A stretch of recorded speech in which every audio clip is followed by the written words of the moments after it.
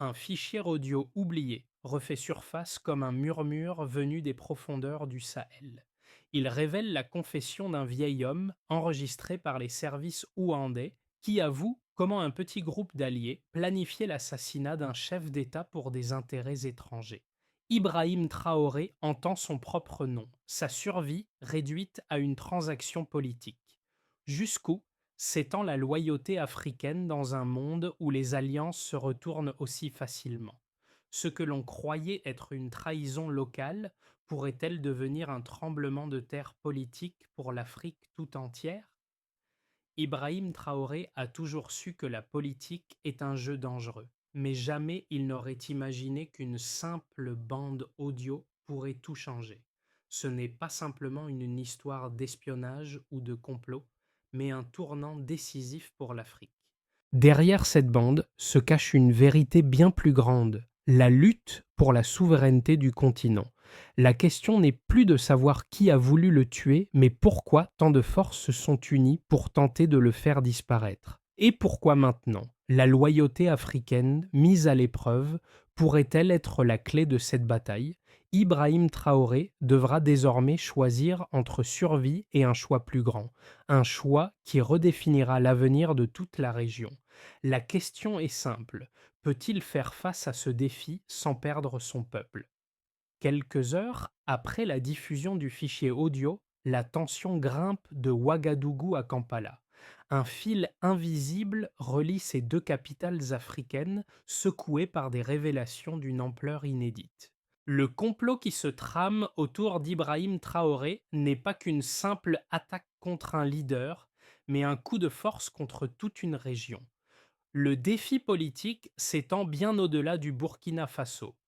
Les révélations d'un ancien diplomate, Al-Hajim Miga, révèlent un réseau d'influence externe avec des liens étroits entre le Togo, la Côte d'Ivoire et même des acteurs européens. Ce n'est plus un affrontement localisé, mais une bataille qui touche au cœur du Sahel et qui redéfinit les relations internationales. Un combat silencieux pour la souveraineté de l'Afrique, dans lequel les frontières politiques sont floues et les enjeux existentiels. Et au milieu de tout cela, Ibrahim Traoré se retrouve non pas comme un simple témoin, mais comme un acteur principal de ce jeu de pouvoir.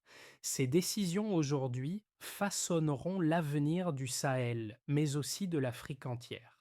Le monde regarde, mais ce n'est plus le monde extérieur qui dicte l'issue. C'est l'Afrique, unie ou divisée, qui décidera de son propre destin. Dans ce contexte politique tendu, Ibrahim Traoré se retrouve à la croisée des chemins. Ce jeune chef d'État, jusque-là perçu comme un outsider, est soudainement plongé dans un tourbillon de trahison et de stratégie géopolitique. Mais derrière les titres et les discours politiques, c'est un homme avec une vision pour son pays et un profond respect pour sa souveraineté. La révélation du complot, loin de le déstabiliser, lui confère une nouvelle légitimité, tant à l'intérieur qu'à l'extérieur du pays. Cependant, il sait que chaque mouvement, chaque décision prise à ce moment précis pourrait entraîner des conséquences imprévisibles. Les premières réactions de la communauté internationale sont de méfiance et de scepticisme, mais sur le terrain, la population burkinabé réagit différemment. Alors que certains doutent encore de la sincérité de Traoré, d'autres le voient comme un symbole d'espoir, un homme capable de conduire l'Afrique vers une indépendance véritable. Ses premières actions dans les heures qui suivent euh, l'incident seront cruciales pour façonner sa trajectoire. Choisira-t-il de répondre par la force ou par la diplomatie? Pour le moment, il garde son calme, bien conscient que ce n'est pas une simple question de politique, mais de survie.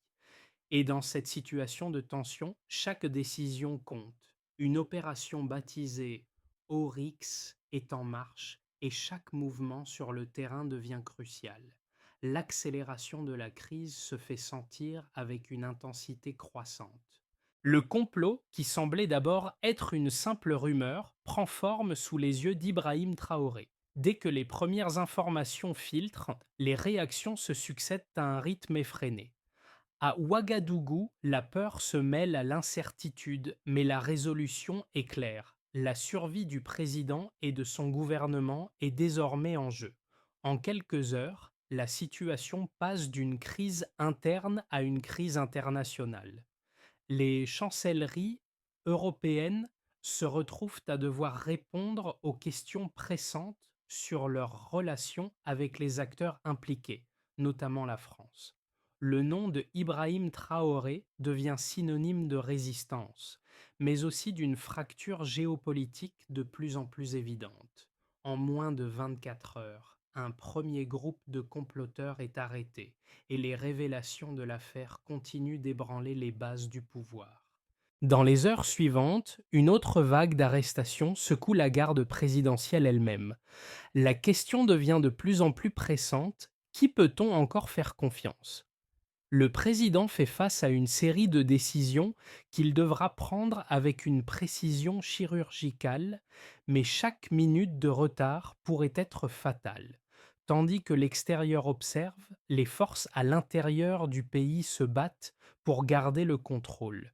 La situation est à la fois instable et volatile, un terrain idéal pour que les puissances étrangères, dissimulées dans l'ombre, tente de tirer profit du chaos. Cependant, ce que le monde ne sait pas, c'est qu'Ibrahim Traoré est déjà en train de réagir à cette situation avec un sang-froid déconcertant. Il comprend mieux que quiconque que la souveraineté de son pays et de toute la région dépendra de son habileté à naviguer dans cette tempête. Les révélations qui secouent le Burkina Faso ne se contentent pas de créer une crise politique. Elles sont accompagnées de preuves tangibles qui attestent de la profondeur du complot.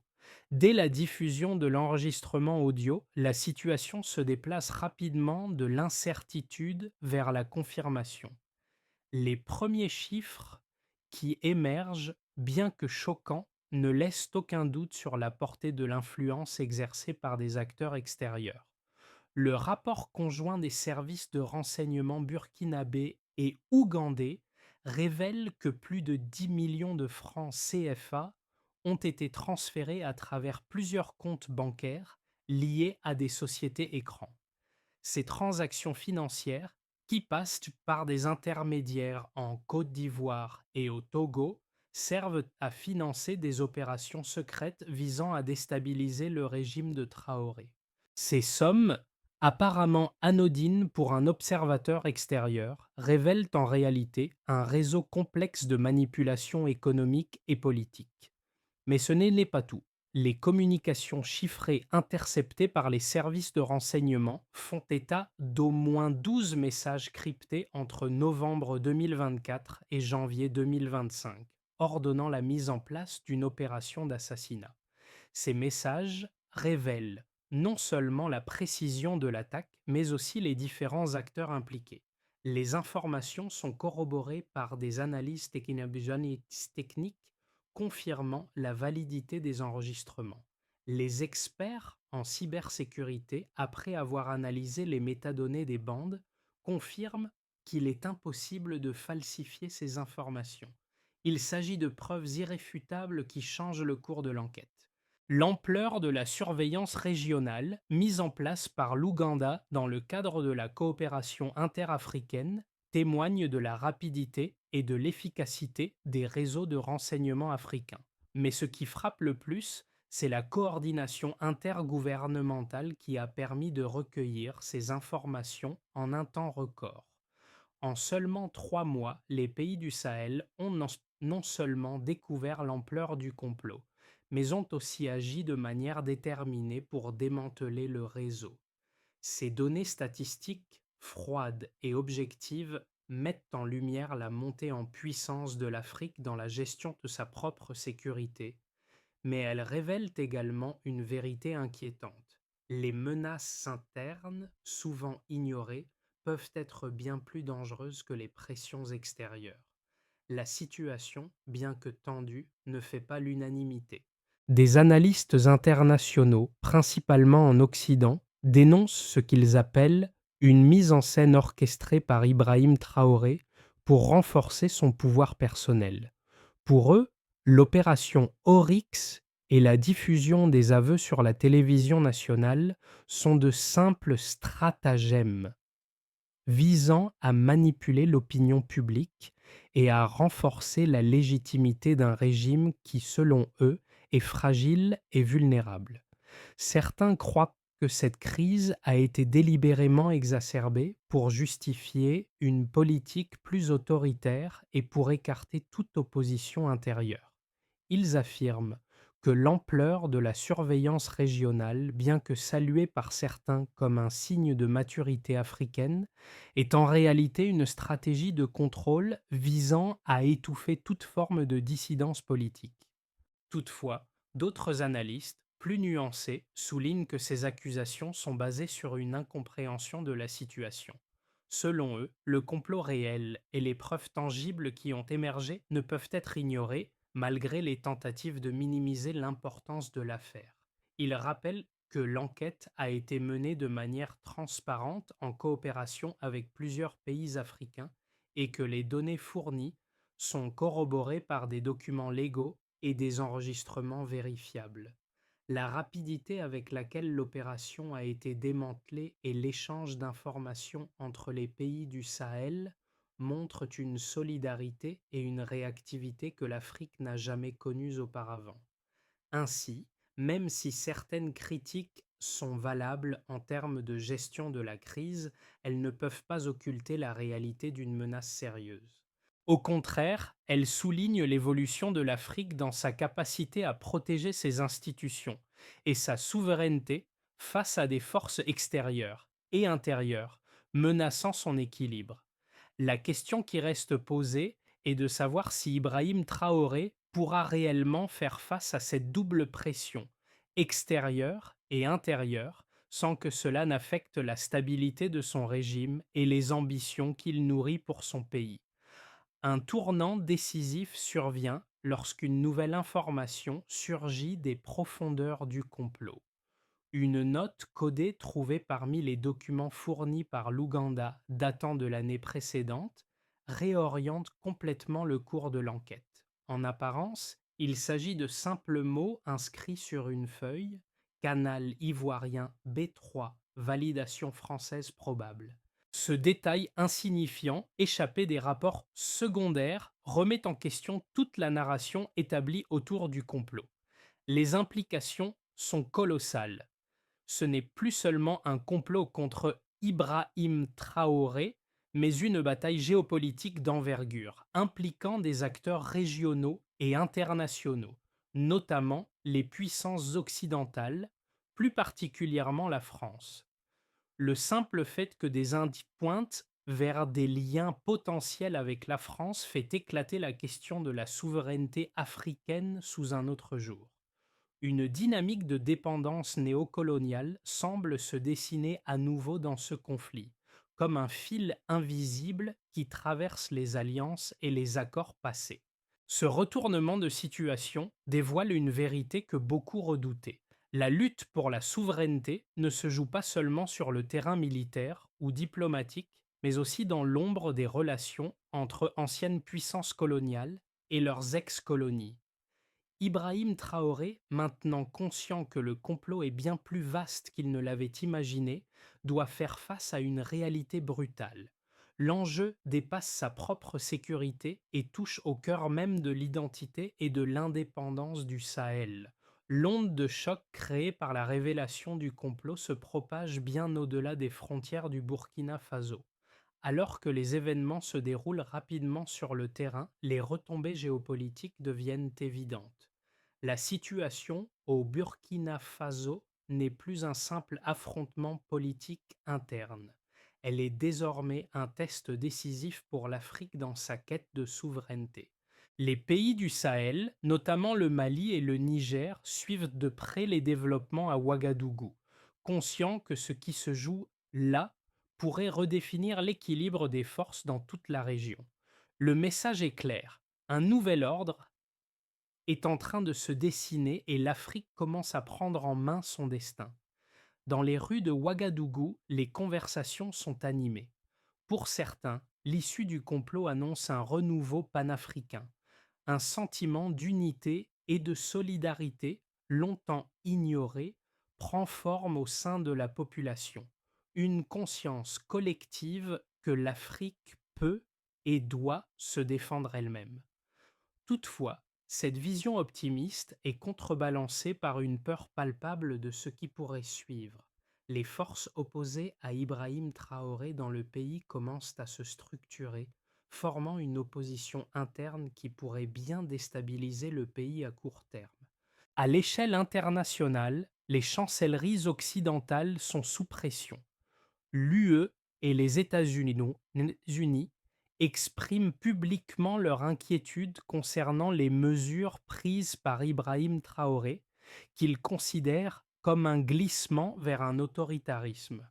En parallèle, plusieurs pays africains, notamment la Côte d'Ivoire et le Togo, commencent à remettre en question leurs relations avec le Burkina Faso, tandis que la Russie, qui a intensifié son engagement dans la région, surveille attentivement la situation, prête à intervenir diplomatiquement si nécessaire. Cependant, ce qui est frappant dans ces interactions est la montée d'un sentiment d'autodétermination dans toute la région. L'Afrique semble plus que jamais déterminée à tracer son propre chemin. L'impact immédiat sur la scène intérieure du Burkina Faso est également tangible. Les institutions sont fragilisées, mais les citoyens, malgré les incertitudes, commencent à se rallier derrière leur président, voyant en lui un symbole d'une nouvelle direction. Cependant, cette unité est précaire. Le peuple burkinabé se retrouve divisé entre ceux qui voient Ibrahim Traoré comme un leader capable de conduire le pays vers l'indépendance et ceux qui redoutent une dérive autoritaire. Les prochaines étapes pour le gouvernement de Traoré seront cruciales. Les décisions qu'il prendra devront non seulement apaiser les tensions internes, mais aussi rassurer les partenaires régionaux et internationaux sur sa volonté de maintenir un équilibre fragile entre souveraineté et coopération. À l'horizon des 6 à 12 mois, plusieurs scénarios se dessinent pour Ibrahim Traoré et pour l'ensemble du Sahel. Le premier scénario, le plus optimiste, envisage une stabilisation rapide du Burkina Faso sous la direction de Traoré, avec un renforcement des liens panafricains. Si les réformes économiques et sécuritaires sont mises en place avec succès, en particulier celles concernant la cybersécurité et la coopération régionale, la position de Traoré pourrait devenir un modèle pour d'autres pays du Sahel. Le Burkina Faso pourrait alors devenir un pilier d'une nouvelle alliance africaine solide et autonome. Ce scénario envisage également une hausse des investissements russes et une collaboration renforcée avec des pays comme le Mali et le Niger, permettant au Sahel de se dégager des influences étrangères, notamment occidentales. Cela serait perçu comme un véritable tournant pour le continent africain, marquant un passage de la dépendance à l'autonomie géopolitique. Le deuxième scénario, plus réaliste, prévoit une montée des tensions internes et une opposition croissante à Ibrahim Traoré, à la fois de la part de l'opposition politique et de factions militaires. Bien que le pays conserve une certaine stabilité, les réformes promises peineront à se concrétiser faute de consensus national. Dans ce cadre, le Burkina Faso pourrait chercher à équilibrer ses relations entre différents blocs, à la fois avec la Russie et avec des pays africains voisins, tout en essayant de maintenir une relation constructive avec l'Occident. Toutefois, ce scénario pourrait aboutir à une pression accrue sur le gouvernement de Traoré, qui devra naviguer entre des forces internes déstabilisantes et des attentes extérieures élevées. Enfin, le scénario pessimiste voit une escalade de la crise politique et militaire au Burkina Faso, avec une fragmentation croissante du pouvoir. Si le complot et ses ramifications se révèlent être plus vastes que prévu, il pourrait y avoir un affaiblissement du régime de Traoré. L'opposition, soutenue par certains éléments militaires, pourrait se renforcer, poussant le pays vers une instabilité plus profonde. Ce scénario pourrait entraîner une fuite des capitaux, des sanctions internationales et un isolement diplomatique croissant. Le Sahel, dans ce cas, deviendrait encore plus vulnérable à l'ingérence extérieure, notamment des puissances européennes, et des tensions internes pourraient se transformer en un conflit ouvert. Dans tous ces scénarios, une chose est certaine, l'avenir du Burkina Faso et du Sahel dans son ensemble est désormais lié à la gestion de cette crise. Traoré devra faire preuve d'une habileté politique exceptionnelle pour éviter que le pays ne sombre dans le chaos ou ne devienne une nouvelle zone de rivalité géopolitique. Les répercussions de la crise actuelle dépassent largement les frontières du Burkina Faso et du Sahel. Au-delà des analyses politiques et géopolitiques, c'est la manière dont ces événements résonnent dans la vie quotidienne des Africains qui constitue l'essentiel.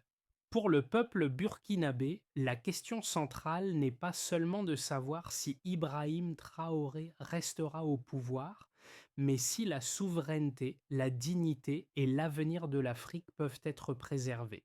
À travers ce scandale, une question émerge avec force. L'Afrique peut-elle réellement décider de son destin sans l'intervention des puissances étrangères? À l'échelle régionale, les pays voisins, tout en soutenant le Burkina Faso dans sa lutte pour sa souveraineté, sont également pris dans une réflexion collective sur la résilience de leur propre système politique. Dans les cafés de Ouagadougou, sur les marchés d'Abidjan ou à Bamako, les conversations sont dominées par une nouvelle certitude.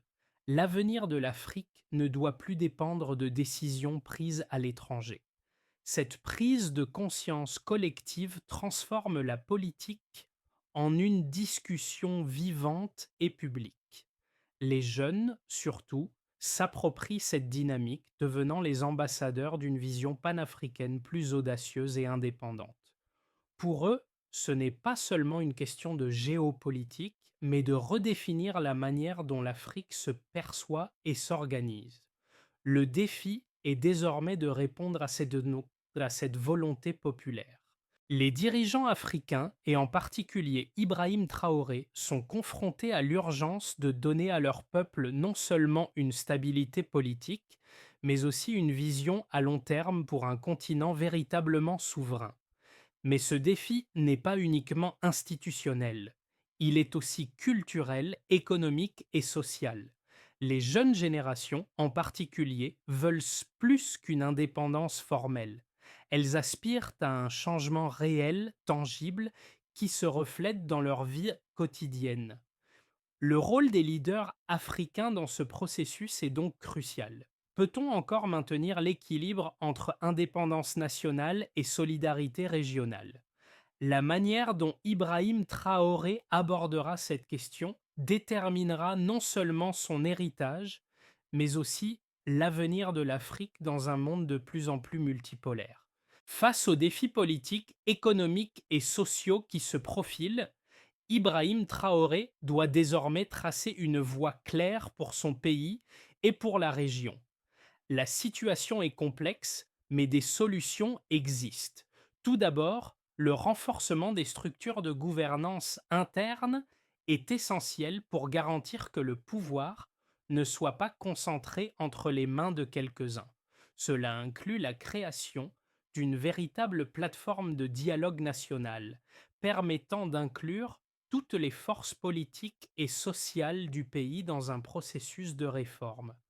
Ce dialogue pourrait être soutenu par une réforme constitutionnelle visant à renforcer la transparence et la responsabilité du gouvernement, tout en offrant des garanties pour les droits de l'opposition et de la société civile. Ensuite, il est impératif de développer une stratégie économique qui soit non seulement fondée sur l'autosuffisance, mais aussi sur une coopération régionale renforcée.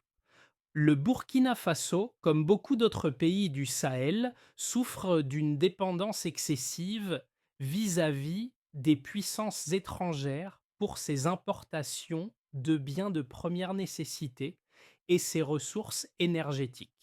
L'investissement dans des infrastructures locales et la création de nouveaux partenariats économiques intra-africains seraient essentiels pour réduire cette dépendance. En parallèle, un plan de développement énergétique avec la Russie pourrait offrir une alternative crédible aux sources d'énergie dominées par l'Occident, tout en contribuant à la sécurité énergétique du pays. La troisième priorité serait de renforcer les capacités de défense et de renseignement, mais cette fois-ci dans une optique panafricaine. La sécurité, notamment la cybersécurité, doit être abordée sous l'angle de la coopération régionale. La création d'une académie régionale de cybersécurité et de défense, ouverte aux civils comme aux militaires, serait une initiative clé. Cette approche intégrée permettrait non seulement de renforcer la résilience des pays du Sahel face aux menaces internes et externes, mais aussi de promouvoir une souveraineté partagée et non conditionnée par des partenaires étrangers.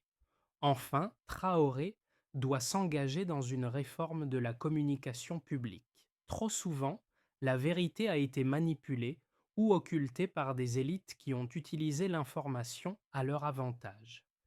Un programme d'éducation civique et une révision des médias publics pour garantir leur indépendance et leur impartialité seraient des mesures essentielles pour une gouvernance plus transparente et plus réactive aux attentes du peuple.